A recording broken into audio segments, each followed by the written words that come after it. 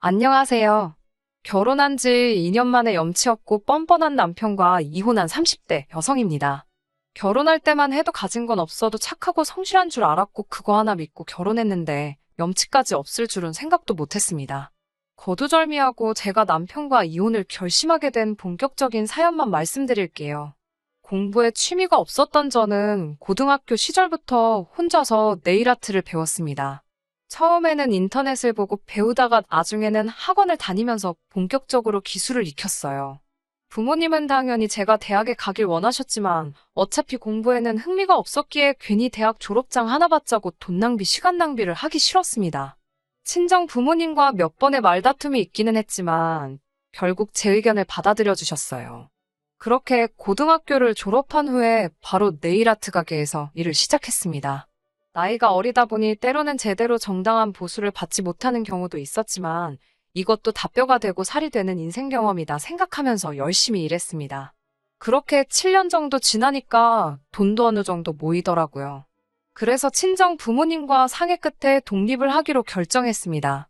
당시 친정은 경기도였고 제가 일하는 곳은 서울이었기 때문에 출퇴근에도 상당한 시간과 체력이 소모되었기 때문이었어요. 독립을 하기로 하면서 저는 서울 중심부에 위치한 신축 빌라나 오피스텔을 위주로 알아보기 시작했어요. 하지만 값이 만만치 않더라고요. 직업과 담보가 부실하다 보니 대출도 제가 생각한 만큼 나오지 않겠더라고요. 집에 대한 고민과 스트레스로 괴로워하고 있을 때 친정 어머니께서 그러지 말고 오래된 아파트라도 매매를 하라고 하시더라고요. 사실 저희 친정 부모님은 결혼하실 때 아무 도움도 받지 못하셔서 정말 힘들게 시작하셨다고 들었습니다. 지하방에서 시작해 서울에 있는 아파트를 장만하시는데 딱 8년 걸리셨다고 해요. 그리고 그 아파트를 시작으로 점점 넓은 평수로 옮기실 수 있었고 지금은 노후까지 걱정 없으실 만큼 경제적 여유를 만들어 놓으신 상황입니다. 그래서 저는 친정 어머니가 부동산에 대해서 좋은 감을 가지고 있다고 믿거든요. 그런데 그런 어머니께서 저에게 집을 사라고 하시니 제가 싫다고 할 이유가 없었습니다. 다만 제가 가진 돈이 충분하지 않아서 어머니에게 약간의 도움을 받아야만 했어요. 그리고 사는 아파트를 담보로 대출도 많이 받았고요. 이 사실을 안 주변에서는 뭐하러 오래된 아파트를 그 돈 주고 사냐며 뭐라고 하기도 했고 이제 아파트 값이 떨어질 건데 괜한 짓이라며 걱정도 해줬습니다. 그런데 몇 년 사이에 이렇게 상황이 역전되리라곤 저조차 상상하지 못했습니다. 재건축 가능성이 입소문을 타면서 집값은 제가 살 때보다 3배 가까이 올랐네요. 상황이 이렇다 보니 오래된 집을 전세를 주고 그 돈으로 다른 신축 오피스텔에 전세로 들어가도 괜찮을 것 같았어요. 사실 혼자 사는데 20평은 좀 넓은 감이 있었거든요. 그래서 아파트를 전세로 돌리고 저는 가게 근처에 있는 오피스텔에 전세로 들어갔습니다. 그리고 지금의 남편을 만나게 되었어요. 남편은 제가 일하는 가게에서 멀지 않은 곳에 위치한 중소기업을 다니는 평범한 직장인이었습니다. 1년 정도 연애하는 동안 크게 다투는 일이 없었기에 우린 서로 잘 맞는 사람들이구나 생각했어요. 그러니까 결혼도 결심할 수 있었고요. 한 가지 조금 마음에 걸렸던 건 직장 생활을 10년 가까이 한 사람치고는 모아둔 돈이 많이 없더라고요. 저야 적금한다 생각하고 아파트 대출 갚는데 대부분 써서 그렇지만 남편은 이유를 알 수는 없었습니다.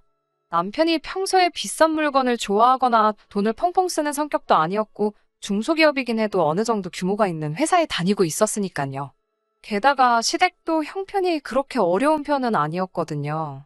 그래도 뭐 제가 집이 있으니까 당장 목돈 들어갈 일은 없었기 때문에 크게 신경 쓰지는 않았습니다. 돈이야 앞으로 같이 살면서 모으면 되지라고 생각했어요.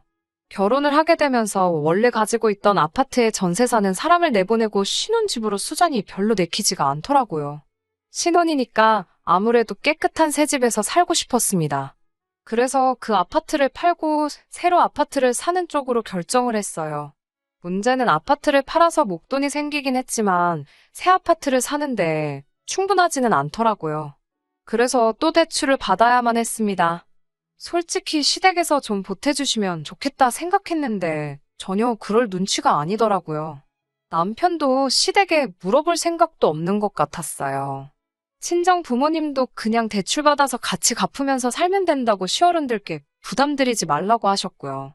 그렇게 30평대 신축 아파트로 들어가게 되었습니다. 명의는 물론 제 명의로 했어요. 대출이야 같이 갚을 거긴 해도 대부분의 돈이 제가 판 아파트에서 나왔으니까 당연한 일이잖아요. 집을 제가 해결했으니까 혼수는 남편이 모아둔 돈으로 하게 되었어요. 하지만 말씀드린 대로 모아둔 돈이 많지가 않으니 선택지가 많지는 않더라고요.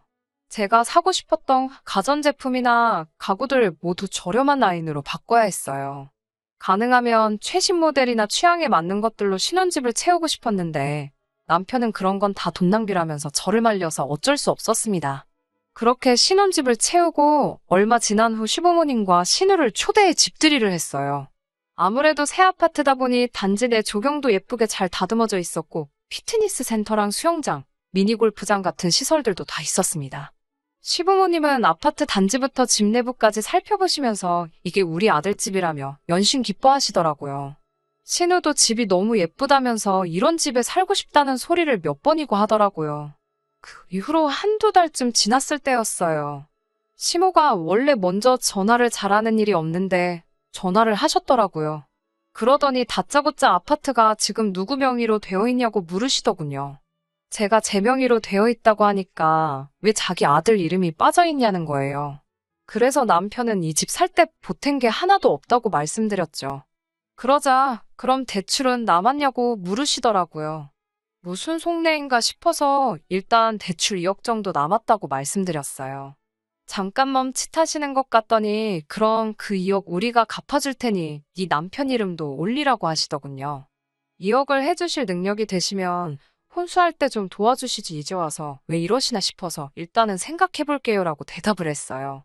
본능적으로 시모가 좋은 의도로 저러는 건 아닌 것 같았으니깐요. 바로 친정 어머니께 전화를 걸어 방금 있었던 일을 말씀드리니 친정 어머니가 깜짝 놀라시면서 절대로 그렇게 해주면 안 된다고 신신당부를 하셨습니다. 그러더니 다시 안 되겠다며 당장 만나자고 하시더라고요. 친정 어머니는 그 길로 저를 데리고 은행에 가셨고 은행에서 친정 어머니의 아파트를 담보로 대출을 받아 제 대출을 갚아주셨습니다. 대신 저에게 차용증을 쓰고 아파트 대출 갚듯이 이자와 함께 친정 어머니께 돈을 갚으라고 하셨고요. 제가 이렇게 복잡하게 할 필요가 있나 싶었지만 지금 생각해보면 그렇게 해놓기를 천만다행이었습니다. 다음 날 시모한테서 전화가 또 걸려왔어요. 그러더니 생각해봤냐고 물으시더라고요. 그래서 제가 모르겠다는데 몰려 어머님 하고 여쭈니 2억 줄 테니까 공동명의하라고 하시는 거예요. 그래서 어머님 저 그 2억 이제 필요 없어요. 대출 다 갚았어요라고 대답했습니다. 그러자 전화기 너머로 당황한 듯한 시모의 모습이 보이는 것 같았어요. 그러더니 그럼 그냥 2억 받아서 네가 가지고 있든지 쓰든지 마음대로 하고 우리 아들만 공동명의로 일단 올려달라고 하시는 거예요. 그래서 제가 저 그 2억이 필요가 없는데 왜 자꾸 주시려고 하냐고 그러니 어른이 준다고 하면 감사합니다 하고 받으면 그만이지. 왜 이렇게 튕기냐고 하시대요. 제가 웃으면서 공동명의 조건 안 거시고 그냥 주시면 감사합니다 하고 받을게요라고 하자 저더러 넌 계산도 못하냐면서 황당하다고 짜증을 내시고는 그냥 끊으셨어요. 그렇게 또 시간이 흘렀습니다.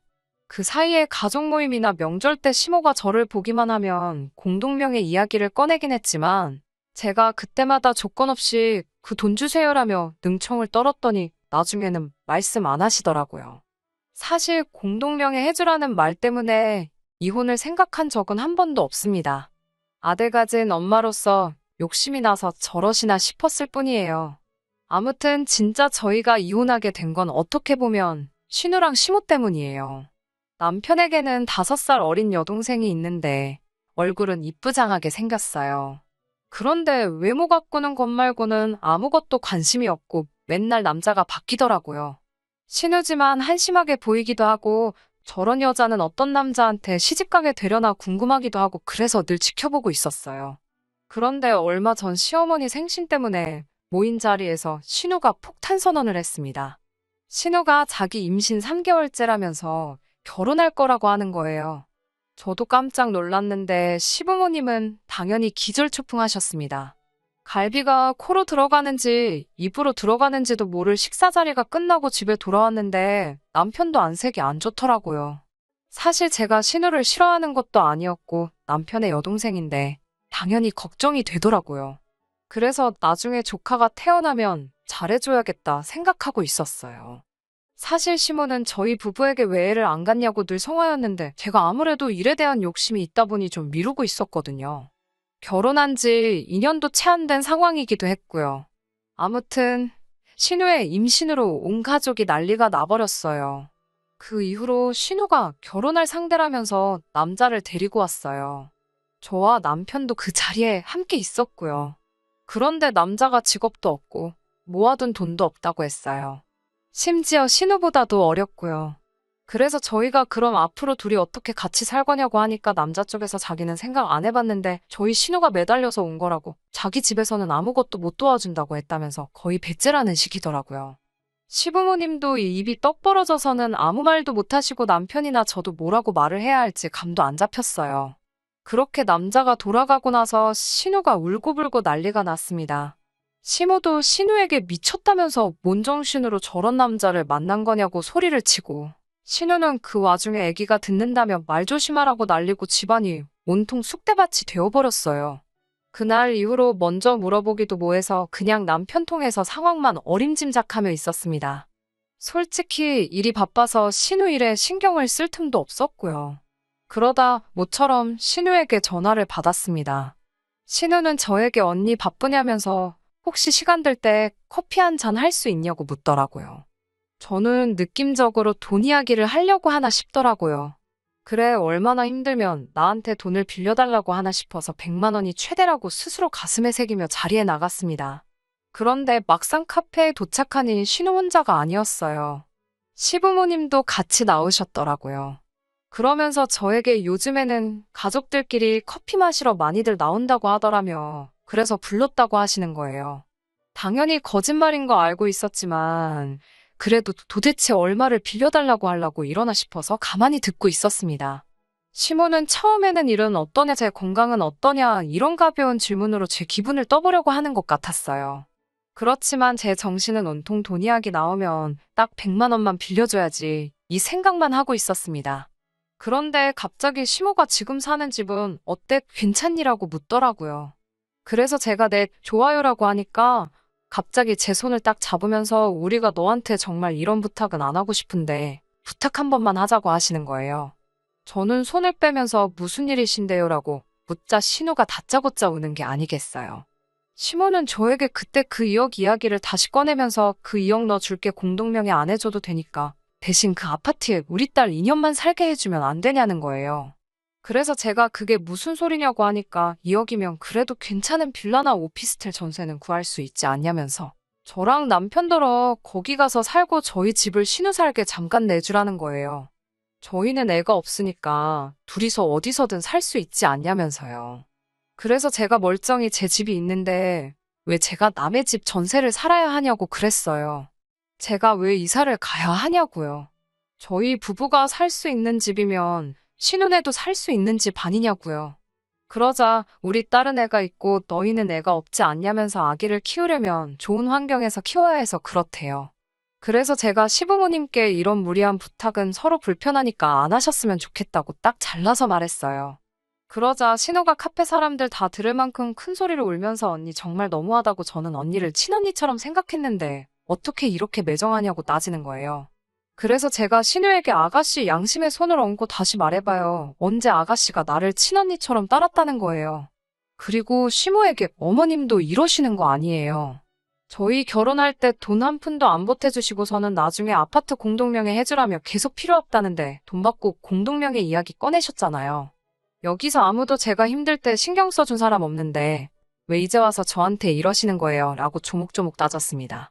카페 안 사람들 사이에서도 웅성웅성 소리가 나오기 시작하니까 당황한 시모랑 신우가 저에게 너 진짜 찔러서 피 한 방울 안 나오겠다며 못됐다고 그러대요.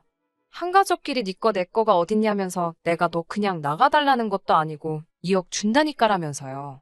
저도 이제 에라 모르겠다 싶어서 그 2억 타령 좀 그만하시라고요. 그 2억 신우 주고 신우더러 알아서 애 키우고 살려고 하세요. 제가 애 가지라고 한 것도 아닌데 왜 저한테 그러시냐고 저도 딱 잘라 말하고 카페에서 나와버렸습니다. 집으로 돌아오는데 생각할수록 화도 나고 짜증도 나고 왜 내가 미안한 기분이 드는지 그것마저도 승질이 나 죽겠더라고요. 왜 서로 불편하게 그런 이야기를 꺼내는 건지 도무지 이해할 수가 없었고요. 그런데 현관을 열고 딱 집 안에 들어서자 신발도 벗지 못한 저에게 남편이 고함을 치더라고요. 못된 여자라면서 어떻게 시댁 식구들이 그렇게 힘들게 부탁을 하는데 사람들 앞에서 개망신을 줄 수가 있냐고요. 제가 어이가 없어서 말없이 남편을 쳐다보니까 또 우리 엄마가 공동명예 해주라고 2억도 준다고 그렇게 부탁하는데 홀딱 가서 대출 갚고 우리 엄마 입 닫으라고 그랬지. 내가 그거 모를 줄 아냐면서 저더러 매사 돈 가지고 시댁 무시하는데 진짜 너 같은 여자 정 떨어진다고 그러더군요. 순간 내가 이런 소리까지 들으면서 뭐하러 이런 인간이랑 살아야 하나 싶었습니다. 그래서 제가 남편에게 당신도 그렇고 당신 가족들도 그렇고 나한테 불만이 엄청 많은가 본데 그럼 당신 나가서 당신 엄마 아빠랑 살아 잘난 그 여동생이랑 뱃속에 있는 조카 끌어안고 네가 다 먹여 살리면서 살라고 받아쳤어요. 그러니까 남편이 그래도 잘못했다는 소리를 안 한다며 저를 죽일 듯이 노려보더라고요. 저도 지지 않고 치려고 그럼 한번 쳐봐 어떻게 되나 보자고 똑같이 노려봤습니다. 남편은 저에게 자기가 다 알아봤다면서 같이 사는 아파트는 부부 공동재산이라 절반은 자기 거라는 거예요. 제가 그 말을 듣는데 어찌나 어이가 없던지요. 저렇게 뭣도 모르고 경제적 개념도 없으니 모아둔 돈이 그것밖에 없었지 싶대요. 그래서 그래 가서 잘 알아보고 능력되면 절반 가져가봐라고 비아냥거리며 안방으로 들어갔어요. 지도 승질이 나서 밖으로 나갔는지 현관문이 쾅 닫히는 소리가 나더라고요. 이때만 해도 이혼까지는 아니어도 저 성질머리 내가 뜯어 고쳐놓고 만다는 생각이 들어서 현관 비밀번호를 바꿔버렸습니다. 그리고 이튿날이 되었는데도 남편이 들어오질 않더라고요. 솔직히 남편이니까 처음에는 좀 걱정이 되었는데 이걸 내가 받아줬다간 평생 제 팔자 제가 꼬게 생겼더라고요. 그런데 3일째가 되니까 이제 정말 이혼해야겠다 싶었어요. 딱 느낌에 재산 어떻게든 뜯어가려고 변호사 알아보고 다니는구나 싶었으니까요. 아니나 다를까 4일째로 넘어가는 날 남편에게 전화가 오더니 이쯤 했으면 저더러 굽히고 들어오래요. 자기가 다 이해하겠다면서요.